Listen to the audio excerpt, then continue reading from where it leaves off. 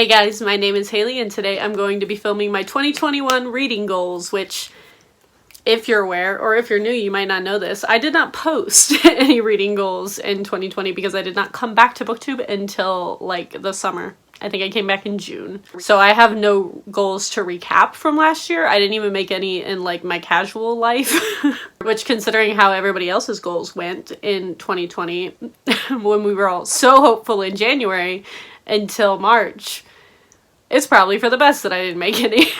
But I did decide to throw together some random goals that I have for 2021 because for the foreseeable future, at least the first couple months of the year, we're not going to be doing much like going out or socializing of any sort because we're still in a pandemic. So I figured I would do a lot of like goals for both reading and like life and like even hobbies, which I don't normally put on these lists, I don't think. I honestly can't remember the last one that I even made. So yeah, these are just the current things that I would like to get around to doing this year. The first of those being the one thing that I do try, at least in the last couple of years, to put on my list, and that is to do more casual reading, as in not reading as aggressively fast, as in like consuming audiobooks like 3 a week, which I have done several times and do on occasion get around to doing. Considering this year and the fact that I'm not doing anything for the next 3 months and I'm basically going to be in my house besides work, I'm not sure that's going to work, but that also leads into my next goal, which is get back into more hobbies, which I started to do towards the latter half of 2020. Mainly in October when I decided to start rewatching Doctor Who, which if you've been around for the last couple of months, you've heard me rant and rave and scream about Doctor Who and have noticed my new Doctor Who shelf. So obviously I've gotten back into that show and that kind of rekindled my love for watching things. I used to be someone who watched TV a lot several years ago. Like probably it's been 3 years since I've watched any TV, and I just kind of dropped all of my shows at once because I was in like a bad mental health space and solely focused all of my attention on reading, which is probably why I've read so much over the last couple of years. So on that note, I do plan to do a lot of rewatches. Like I really want to rewatch Sherlock. I really want to rewatch Supernatural. Like those were my 3 favorite shows back when I watched TV all the time. I also really liked Agents of S.H.I.E.L.D. I would like to finish that. So there's a bunch of shows on my list that I want to finish, but it's been so long since I've watched so many of them that I almost want to rewatch them. And if you know anything about Supernatural, there's like 15 seasons, so that's going to take me like 12 years. But it's also much more attainable in quarantine than it would be if I was like going about my normal life trying to do super productive things out in the world, which I'm not. But to add to that, which I've never done before, and I really want to get into both K-dramas and anime. I did like dip my toe into anime not that long ago. I think it was actually in 2018. I watched Death Note because I had also read the manga and really liked it, which was really fun. So like I do like anime as a medium. I just never gravitate towards it. So I have some animes on my list to watch. And then I also really want to get into K-dramas. I'm not gonna lie, a lot of it is Kate loves K-dramas and she's gotten a lot more into them within quarantine. She's rewatching her favorite one right now. And she's been asking me like my things that I like in shows and like TV and such, because honestly, we've only been friends for like 3 years, so ever since we've been friends, I have not been consuming that media. She's like, I know your taste in books, but I don't really know your taste in like TV and movies. And I'm like, here you go. It's pretty much the same as book, but it's slightly different. And so she was recommending me K-dramas based on that. So I currently have Abyss on my list, which is on Netflix. And then I also really want to watch Goblin, which is apparently like the most famous K-drama of all time. So I am going to try and get into those this year as well. Next up is basically just buddy reads in quotations, because that's basically all me and Kate are planning on doing for the first couple months of the year. So we are still buddy reading the Bible. I guess I could go grab my Bible. So yeah, we are still buddy reading the Bible. We've taken many breaks over the last couple of months because the last like 3 months of 2020 were absolutely insane for me, like drama and just personal life wise. We fell off the habit of reading this every day, but we obviously are going right back into it in the new year. We are currently going through Psalms, and then I'm basically going to try and like flip-flop us between the New and the Old Testament. We have so far read Proverbs and we read all 4 of the Gospels, which in my opinion is the best place to start with reading the Bible. And she's reading it for more academic purposes and also just like for personal reasons. And I'm definitely just reading it. I've read through the Bible before. I've read it probably twice, 2.5 times. But yeah, no, I'm always trying to like make sure I have Bible reading in my repertoire, so this is a good excuse of me having to like structure it more by explaining things to Kate, basically. So we are doing that this year. And then me and Kate also have several buddy reads and like annotations planned. So we're planning on buddy reading, as I mentioned in my anticipated releases video. We're gonna buddy read Sylvain Neuvel's new book when it comes out in February. We also plan to buddy read Oathbringer because we did not do that at the end of the year like we would normally read one of the Stormlight Archive books. Yeah, no, Oathbringer is enormous, which we get through these really fast and they're all really big books, but Rhythm of War came out at the end of last year and we never read them right away. We just kind of read them when we have the time and the focus to read a 1,000-some page fantasy book. And I'm not even sure that we'll even get to like Rhythm of War this year, but we do plan to continue this buddy read.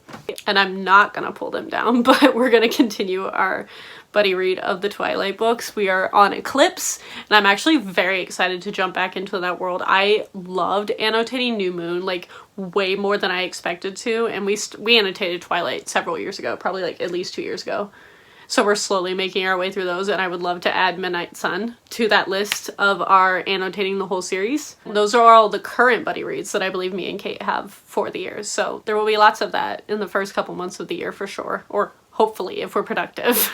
And then if you've been here for the last couple months of me reading all of the Doctor Who stuff, I plan to continue with my Doctor Who reading. I finished all of Rose's run of the novels, and then I also got the rest of David's run of the graphic novels that continue from the bind-up for Christmas. So I have 3 more of David's graphic novels. Then I have I think it's called The Lost Dimension, that there's 2 volumes of with the 4 male doctors from the reboot of Eccleston, Tennant, Matt Smith, and Capaldi. And then I have the audiobook on Audible right now. I think I'm going to be using Audible to get my Doctor Who reads in, basically, because they have big bind-ups of a bunch of the books in one audiobook form that's like 20 hours long. So I've got basically most, if not all, of Martha's books on audiobook on Audible to listen to right now.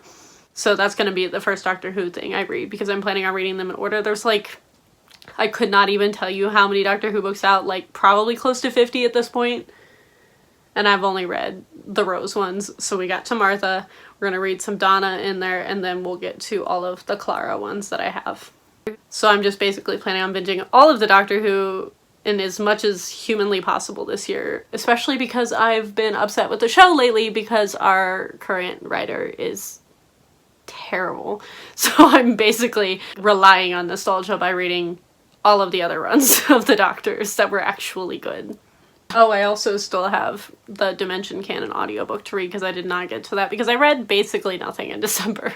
And last on this list is something that I did not plan to do but kind of accidentally happened towards the end of the year, and that is to read more nonfiction. I've read several nonfictions books at the end of the year last year and loved all of them. I also, I have Obama's book on Audible I still haven't listened to. There's several more, nonfiction things that I've been slowly adding to my, overdrive to save to read at some point.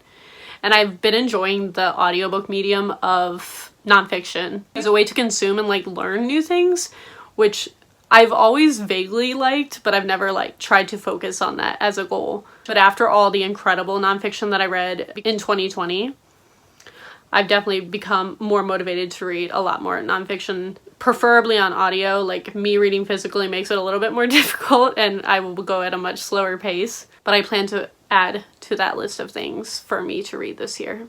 And then last, I think I said last time, I was wrong. I have been having a crisis over what my favorite books of all time are, because I've always been a series reader up until probably the last 2 years. I've been a very fantasy focused series reader, and that has sort of shifted in the last year or two, especially last year when I was devouring thrillers. So I've gone through a crisis of trying to make a list of my favorite books of all time, and I just apparently have commitment issues with picking my favorite books of all time. So I plan to do a lot of rereads this year. I think I mentioned in my anticipated releases video that I plan to reread the Nevernight series, which series are separate from favorite books of all time. I'm not going to do that to myself, but I do want to reread some of my favorite books of all time. that like are in my brain my favorite books of all time, but I'm really bad apparently at talking about them on my channel. Like, me and Kate got into a discussion the other day about what my favorite books of all time were, and she was like, I would have just assumed your favorite books of all time are like Harry Potter, and I'm like, I want a better answer than Harry Potter, basically. And I've never been someone who read enough standalones to be able to like say, hey, these are my favorite books of all time, not including the series. So apparently I just plan on doing a ton of rereads in the first couple months of the year. So that might be a recurring theme in coming months. So be prepared for that if you want to see me reread a bunch of things that I'm pretty sure are my favorite things, but I actually want to make sure because I have commitment issues apparently in saying that they're my favorite books of all time, because that video is going to exist on the internet forever. It may not always be accurate. But yeah, no, I basically just want to be able to talk about more of my favorite books rather than just talking about them in a wrap up. I feel like that's the only time I ever talk about my favorite books of all time, and then people who haven't seen that one video don't know that they're my favorite books, and it makes me sad. So yeah, those are my plans for reading in 2020, as well as some of my hobbies and such. But let me know if one thing that you are planning to do in 2020 that you have made a goal for yourself down in the comments below. Thank you all for watching, and I will see all of you guys next time.